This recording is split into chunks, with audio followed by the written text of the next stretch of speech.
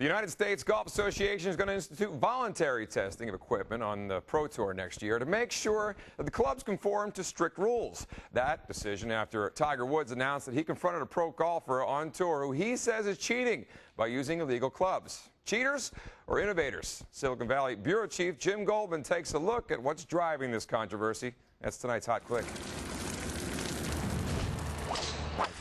They are the PGA's WMD, weapons of mass destruction, assaulting fairways, obliterating distance records. Huge high-tech drivers and computer-designed putters closing the gap between the merely good and truly great.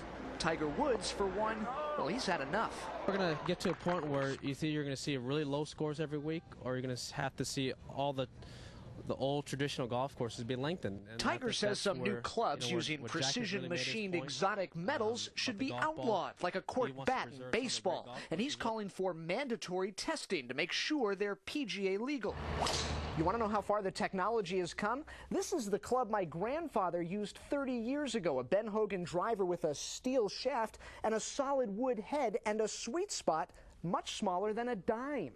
But the new sweet spot on this prototype club from KZ Golf is much bigger than a silver dollar. In fact, it can stretch from one side of the face to the other, thanks to something called double face technology. It's an innovation in the club face that creates a kind of trampoline effect at impact, adding tremendous distance. Exactly the kind of thing Tiger's complaining about, and the reason why the USGA just banned it from competition. But the folks at Adams Golf, makers of the nation's most popular driver, say technology can make the game more fun while still staying within strict USGA limits for pros and amateurs alike. If we can make a club more forgiving, we can put a little longer shaft on it, we can give you a little more confidence. If you have more confidence, you'll obviously hit it better and hit it further, and that's what we're seeing with this product. The USGA announced voluntary testing at tournaments for next year to determine whether pros are playing legal clubs and whether Tiger's competing against natural ability or a new breed of high-tech hacker.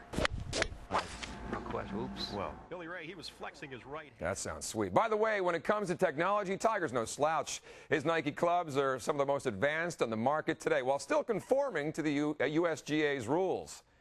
All right, let's see what you think. What is the worst thing about the PGA? Tiger not winning? Cheaters using high-tech clubs, or no sausage races? Sound off at TechLive.com.